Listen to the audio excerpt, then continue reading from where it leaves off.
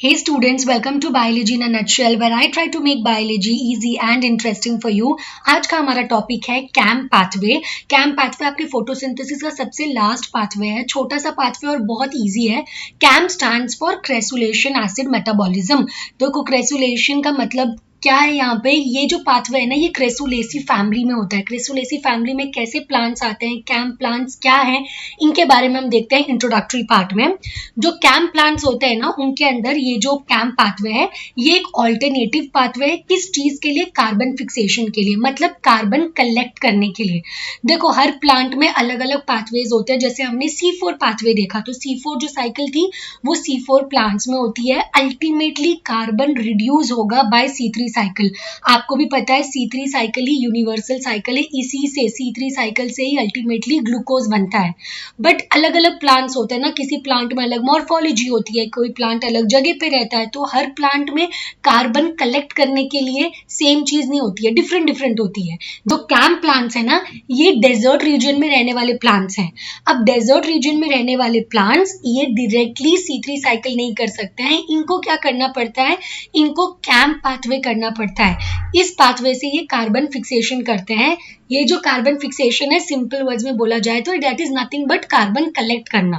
ठीक है, अल्टीमेटली वो जो रिडक्शन है वो C3 साइकिल से होगा, उसी से ग्लूकोज बनेगा। अब देखो जो डेजर्ट रीजन वाले प्लांट्स होते हैं, जो डेजर्ट में रहने वाली चीजें होती है, अपने को पता है वहां पे पानी तो कम होता है। तो अगर पानी ऑलरेडी कम है तो क्या ये प्लांट्स अफोर्ड कर पाएंगे वाटर लॉस? नहीं। तो ये प्लांट्स जो है desert plants they can not afford water loss, है ना, इनको वाटर लॉस नहीं करना। अब अपने को पता है प्लांट में एक स्ट्रक्चर होता है जिसे हम कहते हैं स्टोमेटा। पता है ना आपको, प्लांट में स्ट्रक्चर होता है जिसको कहते हैं स्टोमेटा। स्टोमेटा क्या होता है? Stomata is a opening. अब यही जो ओपनिंग है ना इसी से बाहर प्लांट्स जो है वाटर लॉस करते हैं, H2O बाहर आता है एंड इसी ओपनिंग से जो बाहर से गैसेस हैं CO2 या दूसरे गैसेस प्लांट के अंदर एंट्री लेते हैं।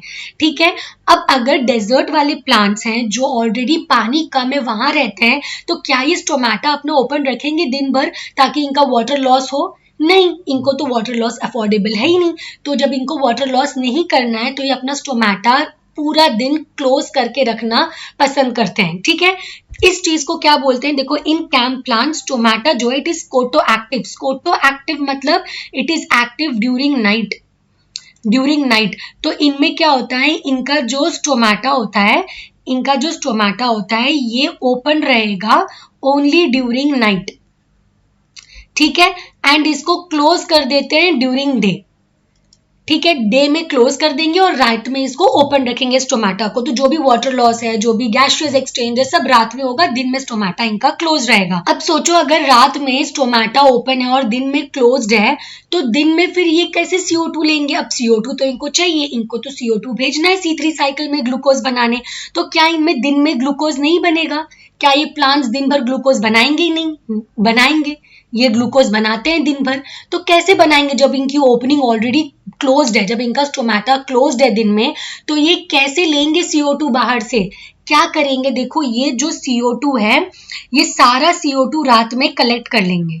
ठीक है, सारा CO2 रात में कलेक्ट कर लेंगे, प्लांट में कहीं स्टोर करके रखेंगे। तो ये स्टोर करके रख लेंगे CO2 और फिर ये दिन में उस CO2 को बाहर निकालेंगे और उसको भेज देंगे C3 साइकिल के लिए। यही ये कर सकते हैं, रात में CO2 कलेक्ट कर लो, स्टोर करके रखो, दिन में बाहर निकालो और C3 साइकिल के लिए भेज दो। तो दिन में आपको स्टोमेटा खोलना भी नहीं पड़ेगा। यही होता है कैम्प पाथवे इन शॉर्ट। अब इसको डिटेल में देखते हैं, बट उसके पहले आपको पता होना चाहिए यहाँ पे कौन से एंजाइम्स है और वो कहाँ पे प्रेजेंट है। यहाँ पे दो एंजाइम्स कौन से हैं? PEPcase that is PEP carboxylase and RuBisCO. ये दो एंजाइम्स है जो ऑलरेडी आप जानते हो, आपने C4 साइकिल में भी पढ़ लिए हो इस एंजाइम्स के बारे में। कहाँ प्रेजेंट है दोनों एंजाइम्स? दोनों एंजाइम्स प्रेजेंट है मीजोफिल सेल में। इसके एग्जाम्पल्स याद रखना, very important.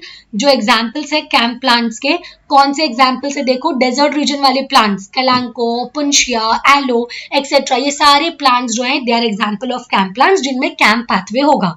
Now let's move on to the main कैम्प पाथवे। यहाँ पे हम बात कर रहे हैं डे की और यहाँ पे हम बात कर रहे हैं नाइट की, कि प्लांट में नाइट में क्या होगा, डे में क्या होगा। तो नाइट में क्या होता है ना, वही अपना पेप फॉस्फोइनॉल पायरुवेट कितना कार्बन कंपाउंड था, 3 कार्बन कंपाउंड था, है ना। ये जो पेप है ये रात में, देखो प्लांट हमने ऑलरेडी डिस्कस कर लिया, प्लांट रात में सारा CO2 लेंगे, तो यहाँ पर बाहर से CO2 आएगा और पेप से ये कंबाइन हो जाएगा। So phosphoenolpyruvate which is a 3 carbon compound combines with atmospheric carbon dioxide. इसमें कितना कार्बन है, इसमें 1 कार्बन है। अब बताओ यहाँ पे जो प्रोडक्ट बनेगा वो कितना कार्बन कंपाउंड होगा, 4 कार्बन कंपाउंड। क्या बनता है, यहाँ पे बनता है OAA। OAA क्या है, ऑक्सैलो एसिटिक एसिड। तो यहाँ पे एक 4 कार्बन कंपाउंड बनता है ऑक्सैलो एसिटिक एसिड, जिसको बाद में फिर से कन्वर्ट किया जाता है इनटू मैलिक एसिड। ठीक है, ये ऑक्सैलो एसिड कन्वर्ट होता है इनटू मैलिक एसिड, ये भी एक 4 कार्बन कंपाउंड है। ठीक है, अब ये जो है ना प्लांट इस मैलिक एसिड को अपने स्टोरिंग ऑर्गेनेल में स्टोर करके रखती है। हर सेल के पास स्टोरिंग ऑर्गेनेल होता है ना, तो वैसे प्लांट जो है मैलिक एसिड को, इस एसिड को विच is a 4 carbon compound, plant इसको स्टोर करके रखता है। किसमें स्टोर करता है प्लांट इसको स्टोर करता है वैक्यूल में। ठीक है, अब देखो रात में, रात मतलब डार्क, है ना, एसिड स्टोर कर रहा है प्लांट, बहुत सारा एसिड बना रहा है और उसको स्टोर करके रख रहा है, तो इस चीज को बोलते हैं डार्क एसिडिफिकेशन। डार्क एसिडिफिकेशन मतलब क्या, रात में नाइट टाइम में प्लांट में बहुत सारा एसिड बन रहा है, मैलिक एसिड, जिसको प्लांट स्टोर करके रख रहा है, जिसको बोलता है डार्क एसिडिफिकेशन। ठीक है, ये चीज याद रखना, डार्क एसिडिफिकेशन, ये आपको ऑलरेडी आपके बुक्स में मिल जाएगा, लिखा हुआ होगा। अब दिन में क्या करेगा, देखो डे टाइम में यही मैलिक एसिड आपको बाहर लेके आना है, वही मैलिक एसिड जो है विच इज अ 4 कार्बन कंपाउंड, इसको बाहर लेके आओगे और इसमें से CO2 निकालोगे बाहर और इसको भेज दोगे C3 साइकिल में। ठीक है, इस CO2 को भेज दोगे C3 साइकिल में, अल्टीमेटली ग्लूकोज बन जाएगा, स्टोमेटा ओपन करने की जरूरत भी नहीं पड़ी। और फिर देखो 1 कार्बन चला गया, कितना कार्बन बचेगा अब यहां बनेगा पायरुवेट। पायरुवेट क्या होता है, pyruvate is a 3 carbon compound, 1 carbon चला गया ना, तो अभी 3 कार्बन कंपाउंड पायरुवेट बना। यही पायरुवेट बाद में प्लांट इसको स्टोर कर लेता है in the form of starch. ठीक है, और बाद में स्टार्च से कन्वर्ट होके पेप बन जाता है और फिर ये साइकिल वैसी रिपीट होती है। ठीक है, ये है कैम पाथवे। कैसे क्लासिफाई किया है, डे और नाइट में। रात में क्या हो रहा है, PEP is phosphoenolpyruvate 3 carbon compound, रात में CO2 कलेक्ट करेंगे, 4 कार्बन कंपाउंड बनेगा oxaloacetic acid, malic acid 4 carbon compound, और फिर ये मैलिक एसिड प्लांट के वैक्यूल में रात में बहुत सारा बना के स्टोर करते जाओगे, जिसको बोलते हैं डार्क एसिडिफिकेशन। मैलिक एसिड को डे टाइम में बाहर निकालोगे, CO2 को भेजोगे C3 साइकिल में और पायरुवेट को कन्वर्ट कर लोगे स्टार्च में। So this is how CAM pathway takes place, किसके अंदर, कैम प्लांट्स में। एग्जाम्पल्स याद रखना, डार्क एसिडिफिकेशन याद रखना, आपके बुक्स में यहाँ पे ऐसे C4 एसिड दिया होगा। C4 acid is nothing but 4 carbon वाला एसिड, जो कि oxalo acetic acid, malic acid, C3 acid दिया रहेगा।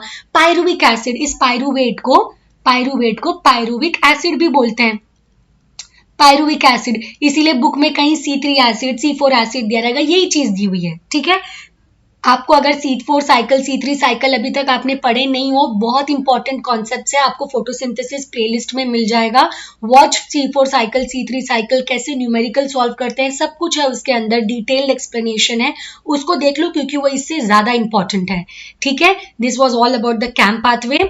Do like the video, subscribe to the channel, share it with your friends, and thank you for watching.